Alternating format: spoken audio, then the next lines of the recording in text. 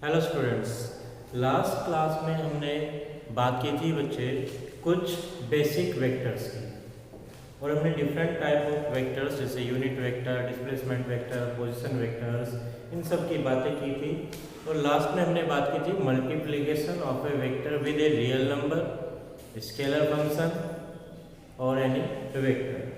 तो बच्चे आज की क्लास में हम करते हैं एडिशन ऑफ वेक्टर्स। जैसे हम सिंपल एल्जेब्रिक वैल्यूज़ को नंबर्स को ऐड करते हैं जिसको हम कहते हैं एल्जेब्रिक लॉज, उनके अकॉर्डिंग ये वेक्टर्स हमारे ऐड और सब्ट्रैक्ट नहीं किए जा सकते। इनके लिए अलग से एक अलजेब्रा अप्लाई होता है, that is called vector algebra. तो बच्चे वेक्टर्स को हम किस तरह से ऐड करेंगे वो देखते हैं। तो बच्चे किन्हीं भी वेक्टर्स को ऐड करने के लिए हमारे पास तीन मेथड होते हैं। फर्स्ट मेथड हमारा कहलाता है ट्रायंगल लॉ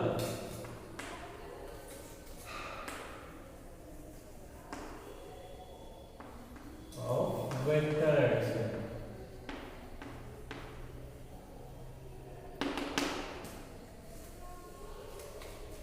देखिए बच्चे, कैसे आप ट्रायंगल मेथड से दो वेक्टर्स को ऐड करेंगे या दो से ज़्यादा वेक्टर्स को भी हम इसमें ऐड कर सकते हैं।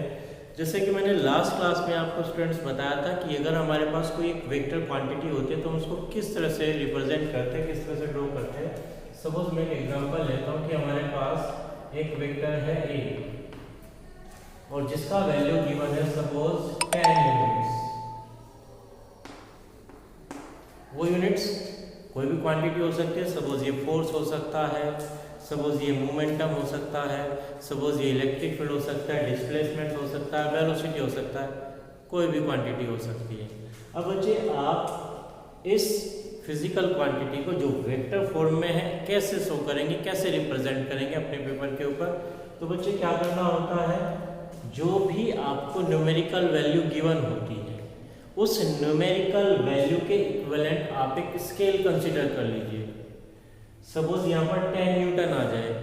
अब आपके पास न्यूटन की तो कोई स्केल नहीं होती, आपके पास स्केल क्या है, सेंटीमीटर में, मीटर में है। और आप नोटबुक के ऊपर काम करेंगे तो सेंटीमीटर स्केल हमारी वहाँ पर सही रहेगी। तो बच्चे हम क्या करेंगे, हम कंसीडर कर लेते हैं suppose 5 units is equal to 1 centimetre. तब 10 का वैल्यू कितना हो जाएगा, इक्वल टू 2 सेंटीमीटर।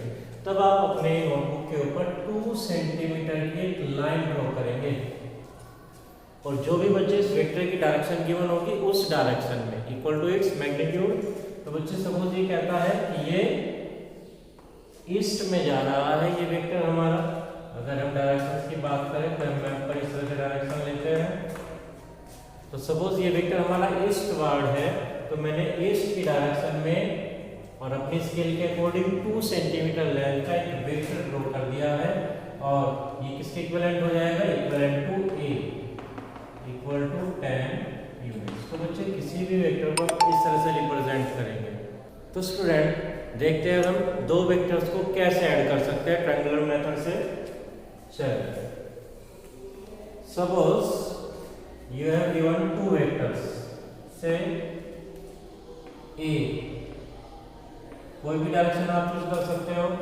और suppose second vector is be in any direction. और बच्चे ध्यान रखिए, वेक्टर जो भी क्वांटिटी आपको गिवन है उसकी डायरेक्शन कहीं भी दी हो, लेकिन जब आप उसका सिंबल के ऊपर एरो लगाते हो तो हमेशा राइटवर्ड ही होगी। ऐसा नहीं करेंगे कि आप इस एरो को भी इसकी डायरेक्शन में अप्लाई कर दें, नहीं, ये हमेशा फॉरवर्ड डायरेक्शन में रहेगा। अब बच्चे इन दोनों वेक्टर्स को हम कैसे ऐड करेंगे। सबसे पहले आप क्या करें, इनमें से कोई भी वेक्टर आप चूज कर लीजिए। सपोज ए मैं चूज कर लेता हूँ और उस वेक्टर को ड्रॉ कर लेता हूँ इन इट्स गिवन डायरेक्शन। ये ड्रॉ किया बच्चे मैंने, दैट इज वेक्टर ए। अब क्या करें, जो हमारा सेकंड वेक्टर है ये क्या कहलाता है, टेल, और ये कहलाता है हमारा हेड। तो सेकंड वेक्टर की टेल को फर्स्ट वेक्टर के हेड पर रख देते हैं और उसकी गिवन डायरेक्शन में उसके मैग्नीट्यूड के इक्वल एक वेक्टर ड्रॉ कर देते हैं। ये बच्चे हमने कहा था कि अगर दो वेक्टर्स का मैग्नीट्यूड और डायरेक्शन सेम है, दोनों कैसे कहलाते हैं, इक्वल वेक्टर्स कहलाते हैं। तो बच्चे ये आपने ड्रॉ कर दिए। अब इन दोनों वेक्टर्स का जो सम होगा that is equal to the closing side, ये ट्रायंगल बन गया बच्चे, closing side of triangle.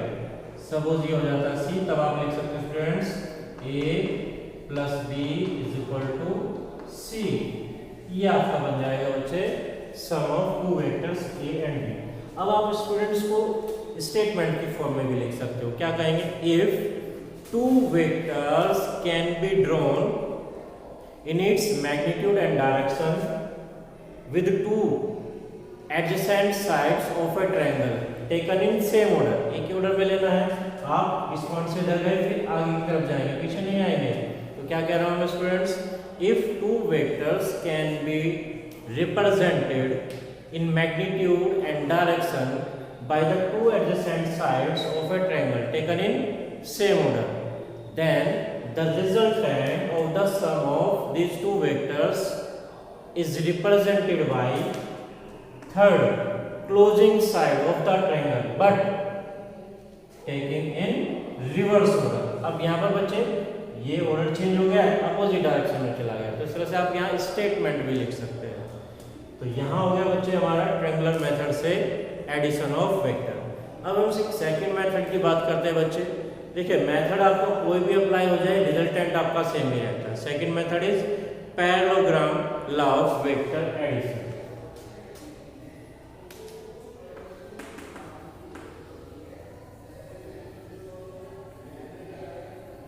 Parallelogram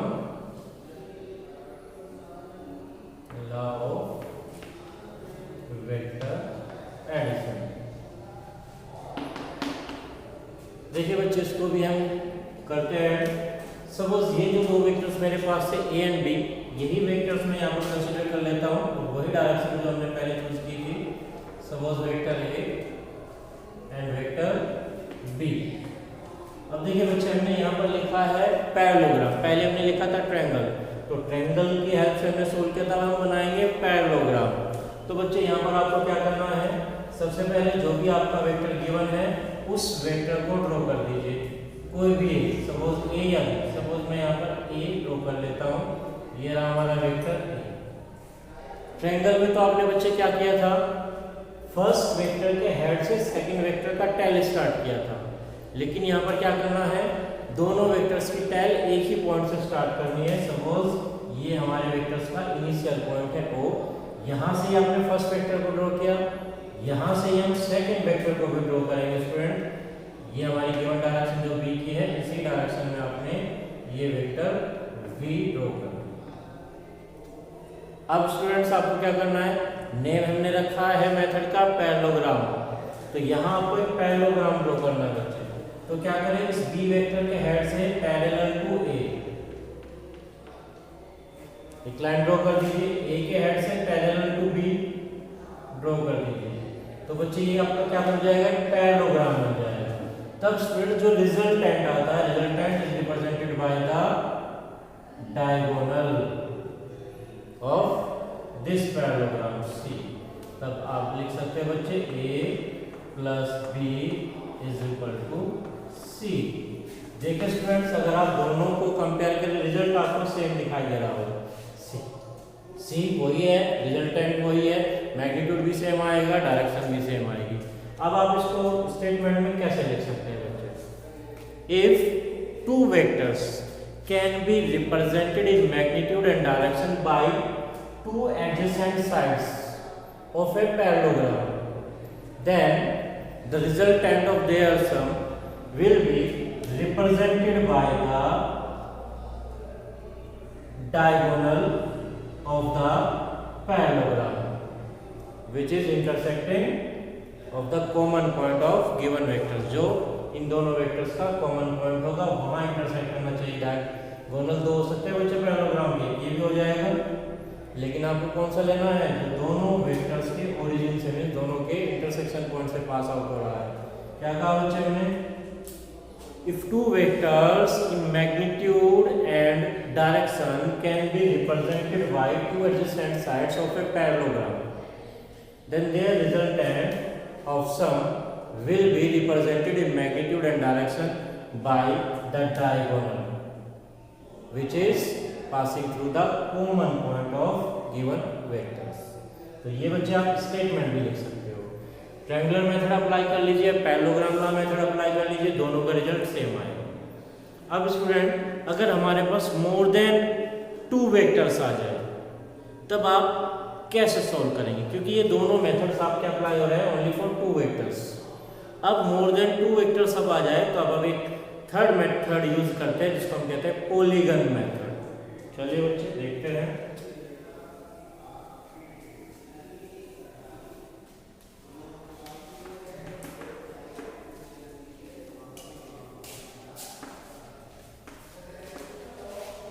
polygon method of vector addition. ये बच्चे सिमिलर है, जैसे हमने ट्रायंगुलर मेथड अप्लाई किया था ऐसे ही हमें पॉलीगन मेथड भी अप्लाई करना है। देखिए बच्चे क्या करेंगे, सपोज आपके पास कुछ वेक्टर्स गिवन है, say vector A, vector B, vector C, suppose vector D. इन 4 वेक्टर्स को आपको ऐड करना है, सम लेना है, इनका रिजल्टेंट फाइंड आउट करना है। तो स्टूडेंट्स यहाँ भी आप क्या करें, सबसे पहले एक वेक्टर को ड्रॉ कर दिए। सपोज हम ए वेक्टर को उसकी गिवन डायरेक्शन में मैग्नीट्यूड के इक्वल ड्रॉ कर देते हैं। अब जहाँ पर इसका हेड आता है, एंड पॉइंट आता है, वहां से हम सेकंड वेक्टर को स्टार्ट करेंगे और उसकी गिवन डायरेक्शन में गिवन मैग्नीट्यूड और गिवन डायरेक्शन से ड्रॉ कर देंगे। अब बच्चे थर्ड वेक्टर, जहाँ पर हमारा सेकंड वेक्टर फिनिश हो जाता है वहां से हम थर्ड वेक्टर स्टार्ट कर देते हैं।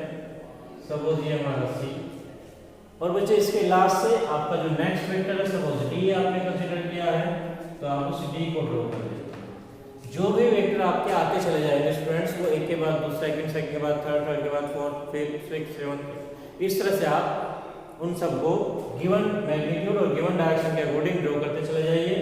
अब बच्चे यहाँ जो भी हमारी इस पॉलीगन की क्लोजिंग साइड होगी अपोजिट डायरेक्शन में, वो हमारा रिजल्टेंट हो जाएगा। That means A plus B plus C plus D is equal to are.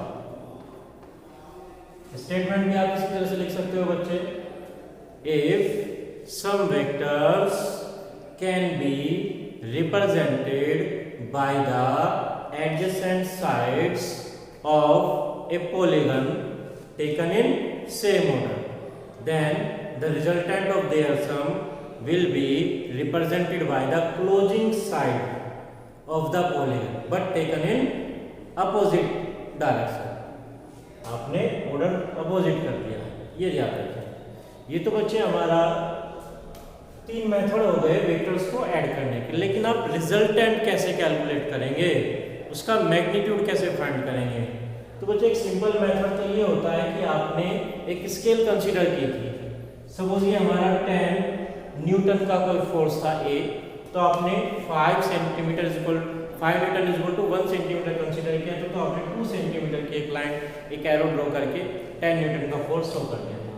ऐसे आपने सेकंड को कर दिया, थर्ड को कर दिया, फोर्थ को कर दिया। अब आप क्या करें, जो आपका रिजल्टेंट आता है उसकी लेंथ सेंटीमीटर में मेजर कर लीजिए। आपकी स्केल थी बच्चे 1 सेंटीमीटर इक्वल टू 5 न्यूटन, और सपोज ये लेंथ आ जाती है आपकी 5.2 सेंटीमीटर, तो रिजल्टेंट आपका क्या आएगा, 5.2 multiply 5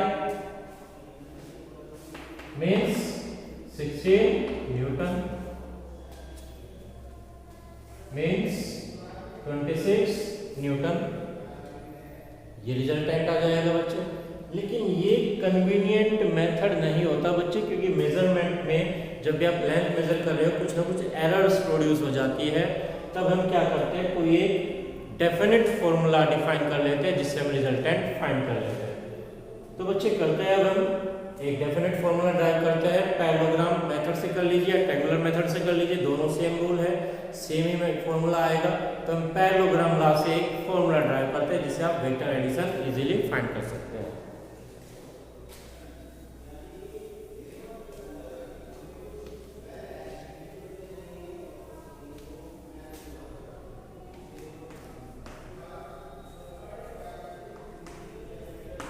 Analytical method for parallelogram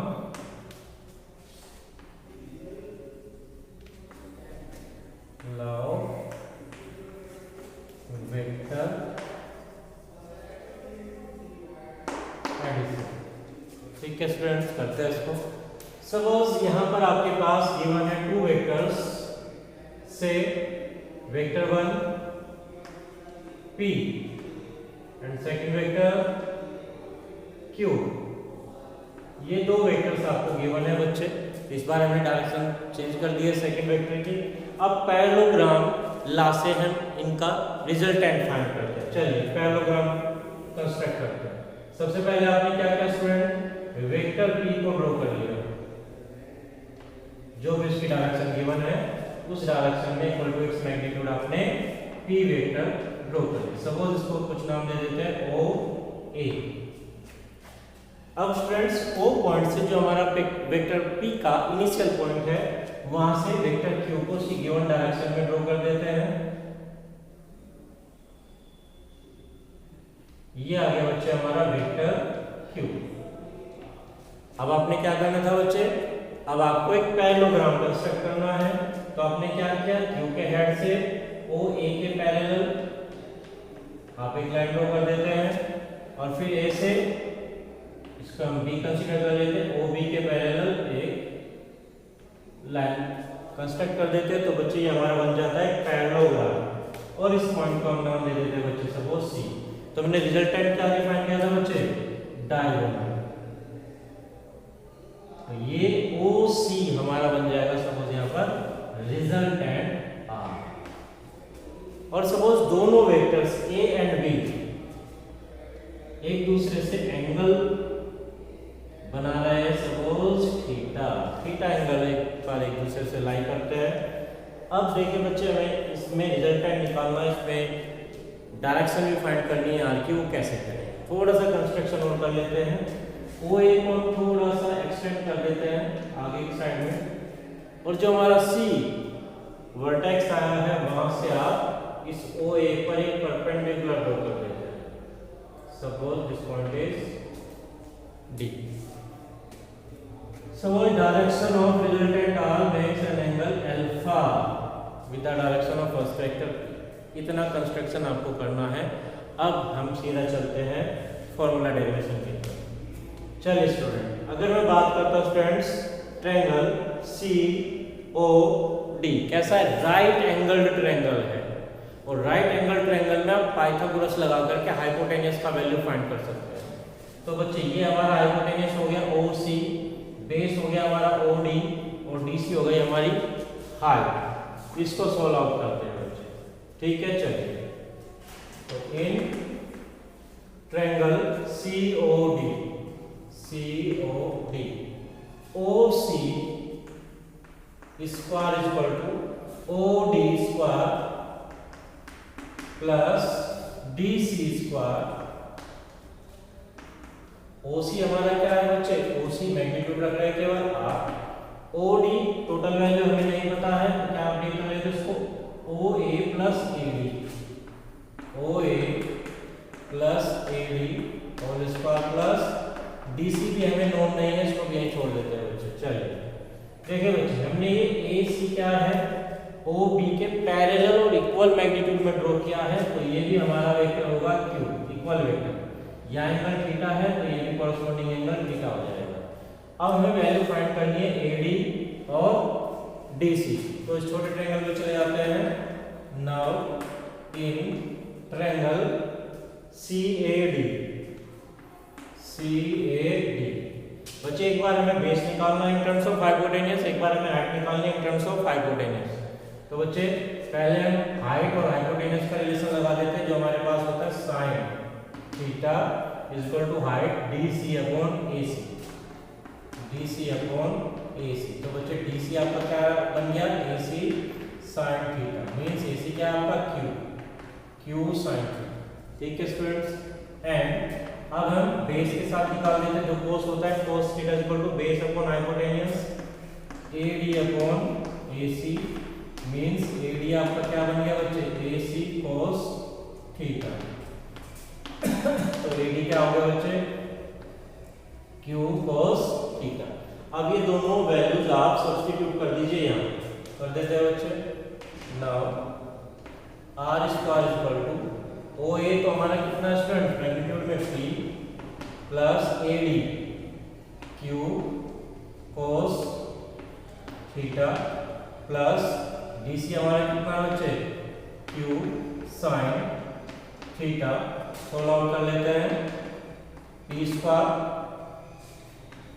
Q square cos square theta plus 2AB cos 2AB वाला फॉर्मूला लगाएंगे तो क्या होगा 2PQ कोस थीटा प्लस यहाँ पर Q square sine square theta.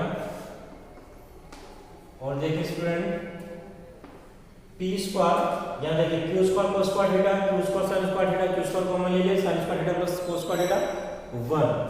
तो बच्चे आ गए P square plus Q square और ये टर्म 2PQ कोस थीटा। या आप इसको ऐसे लिख सकते हो R is equal to under root P square Q square 2PQ cos theta. ये बच्चे आपका आ गया resultant, magnitude of resultant R। बच्चे वेक्टर क्वांटिटीज का सम भी वेक्टर आएगा तो उसकी कोई डायरेक्शन भी हमें डिफाइन करनी चाहिए। तो डायरेक्शन हमने डिफाइन की है वेक्टर R की फ्रॉम द वेक्टर P, तो हमें अल्फा भी फाइंड करना है बच्चे। तो बात करते हैं इन ट्रायंगल COD। और जब भी बच्चे आप किसी के लिए डायरेक्शन या एंगल डिफाइन करते हैं तो हमेशा लेंगे आप tan alpha equal height upon base DC upon base OD। OD means